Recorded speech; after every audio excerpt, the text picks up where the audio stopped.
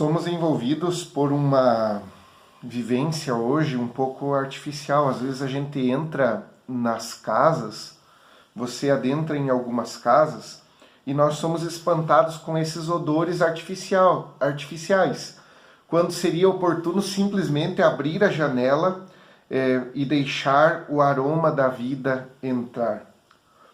Eu lembro de uma frase de um filósofo da Idade Média, Boaventura de Bagno Regio, que ele dizia que existem os vestígios odoríferos de Cristo, existem os vestígios odoríferos do mistério de Deus, da divindade, presentes entre nós. Dília Lopes, uma grande poeta portuguesa, ela diz a seguinte, num dos seus poemas, na conclusão de um dos seus poemas, ela diz o seguinte: sem eira nem beira, sem telhado ou com telha, cheira é Jesus. De certa forma, isso é o abandono, é o desabrigo, o desamparo, tudo isso cheira o próprio Jesus. Tente pensar qual é o aroma que te lembra a tua infância. Qual é o cheiro que te lembra uma pessoa que já partiu. Talvez você já fez a experiência de perder entes queridos, pessoas que você amava muito e ama, continua a amar.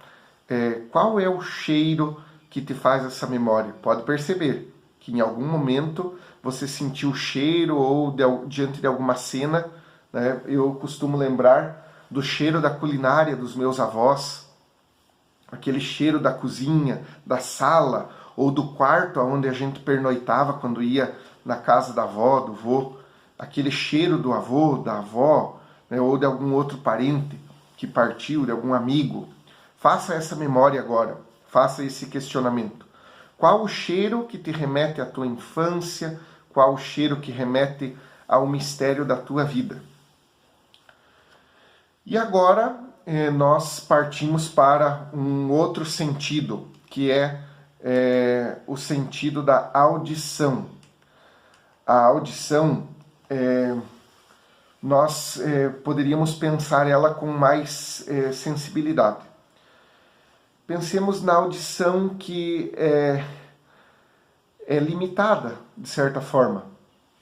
A nossa audição é limitada, porque menos de 20 Hz, ou seja, as frequências graves, né, os baixos bem graves, nós não conseguimos ouvir.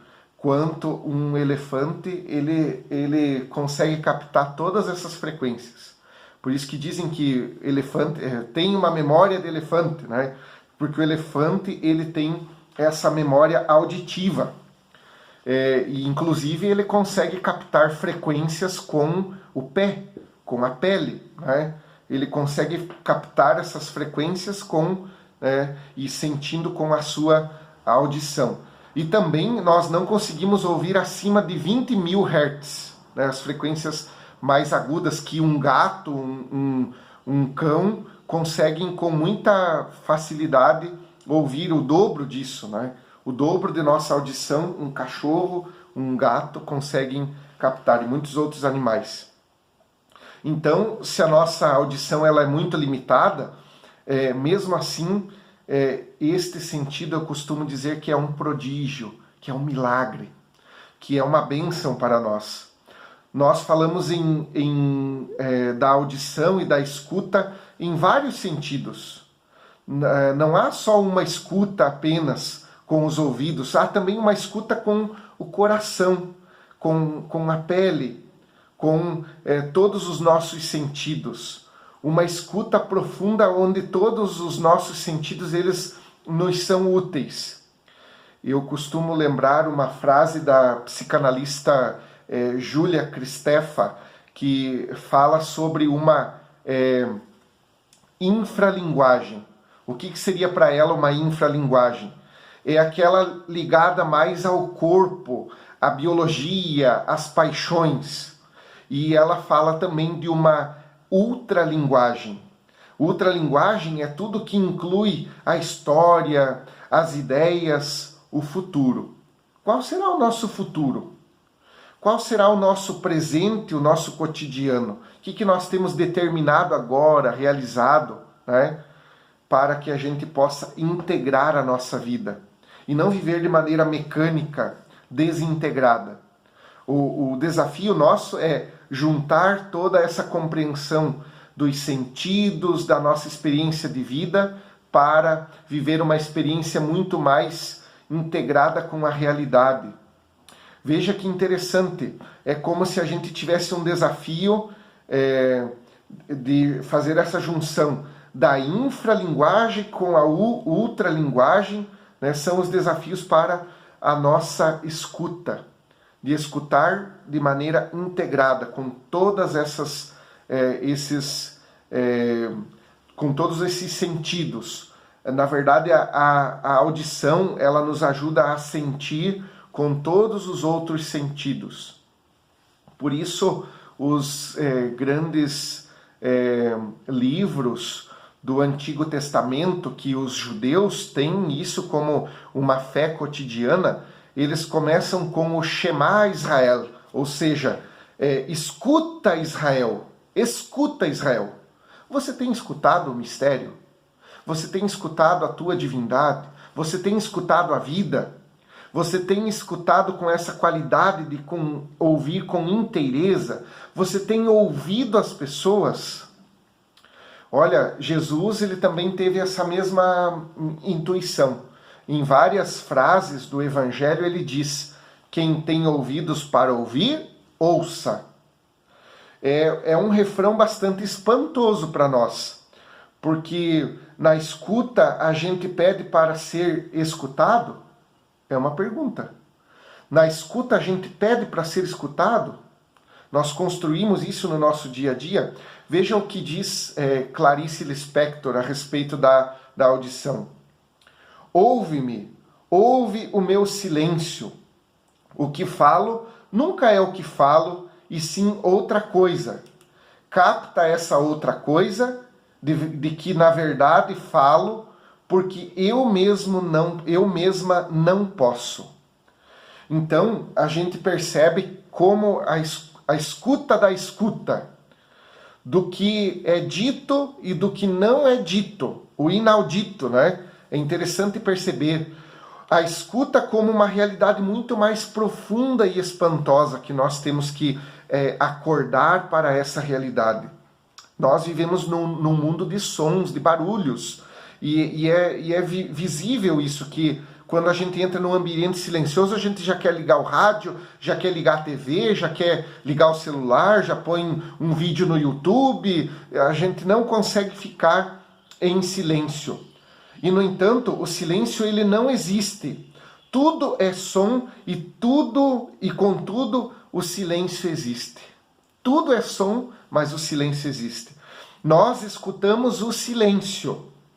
Então, o sentido da escuta é um sentido que nos leva longe, que nos faz percorrer longe na construção daquilo que nós somos e também na construção da nossa relação, da nossa descoberta do mundo, do nosso diálogo com Deus, com a divindade, do nosso diálogo consigo mesmo, com o mundo, com as pessoas.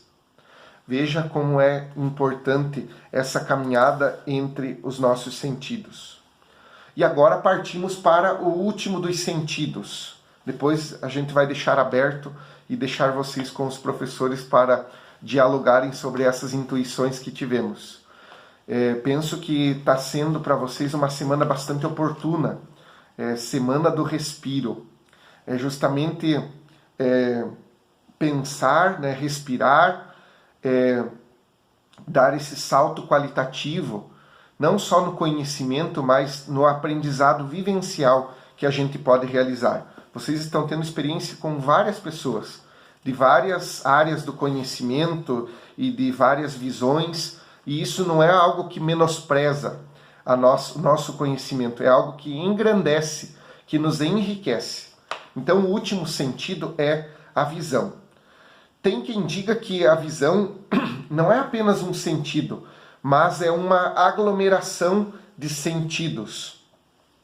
De fato, a visão ela implica no sentido da intensidade luminosa, o sentido das cores, o sentido da profundidade e também da distância.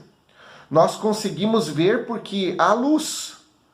E a luz, ela é uma passageira com pressa, né? Porque ela passa por nós a 300 mil quilômetros por segundo. Essa é a propagação da luz. E nós sabemos como pode ser, mas é ela.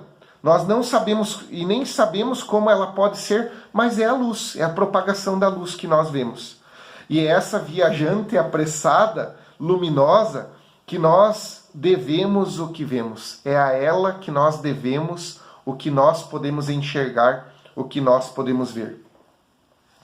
Um poeta italiano, Tonino Guerra, que era um ateu convicto, ele afirmou certa vez que, tal como acontece com as pessoas que acreditam, também acontece comigo, diz ele, que tem fé, mas também tem dúvidas, que acredita, mas tem dúvidas. Ele dizendo, estou parafraseando ele disse, sou um ateu, mas que também tenho dúvidas.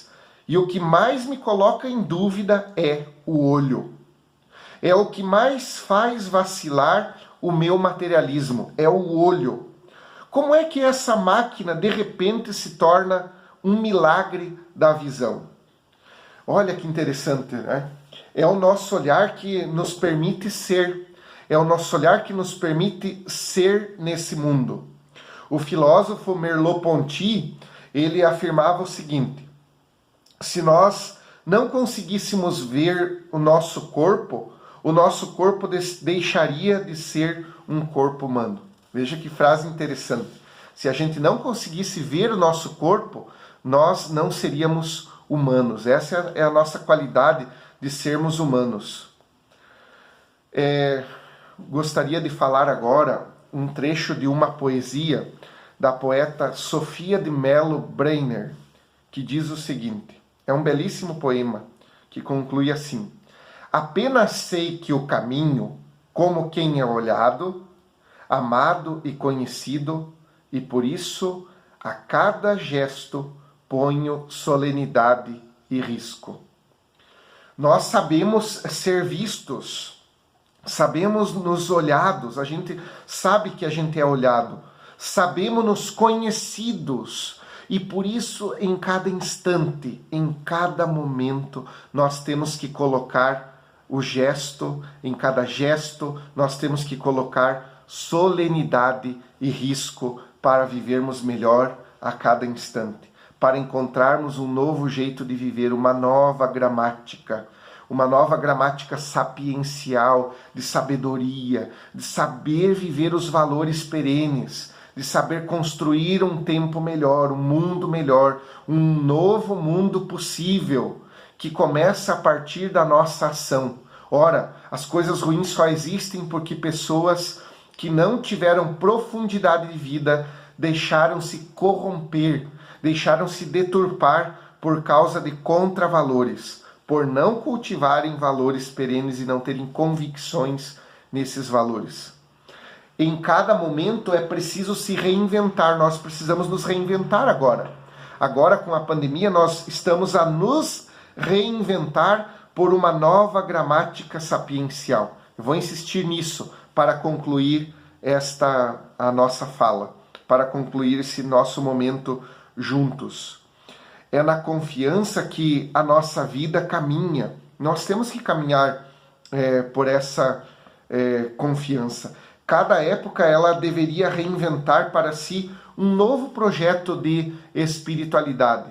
Cada época ela tem que reinventar essa nova gramática sapiencial, que é um estilo de viver, que é convicção em viver e que a gente pode adotar em nosso cotidiano. Dietrich Bonhoeffer, que foi um grande teólogo protestante, ele dizia o seguinte: ser cristão não significa ser religioso ou converter-se numa determinada pessoa, mas ser cristão, antes de tudo, significa ser pessoa. não significa ser um tipo de pessoa, mas significa ser o ser humano que Cristo cria em nós. Olha, o mistério continua a criar em nós um novo ser humano. E eu desejo a você que você possa construir essa nova gramática sapiencial, que você possa construir um novo tempo em sua vida, em sua família, em seu aprendizado, em sua vivência integrada das coisas, com o aprendizado, a vivência de uma espiritualidade, a vivência de uma sabedoria de vida, para que você possa viver a cada dia integrado e não desintegrado, como a gente vê muitas pessoas nos dias de hoje.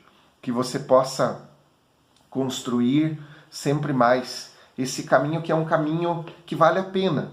Vale a pena você se autoconhecer, vale a pena você fazer essa experiência de conhecer melhor aos outros, os limites que tem na pessoa do outro. Tudo isso vale a pena, e construir um novo tempo. Tempo de muita graça, tempo de renovação, porque se nós adotamos uma nova gramática sapiencial, a gente vai se comprometer, nós vamos nos comprometer com um novo ser humano, que adote valores perenes, que tenha compromisso consigo mesmo, com os outros, com a natureza e com o mistério de Deus para aqueles que têm fé. Muito obrigado pela oportunidade. Desejo que vocês tenham uma ótima semana do Respiro e com certeza a gente se encontra em outros momentos. Um super abraço e também a minha bênção a todos vocês. Até a próxima!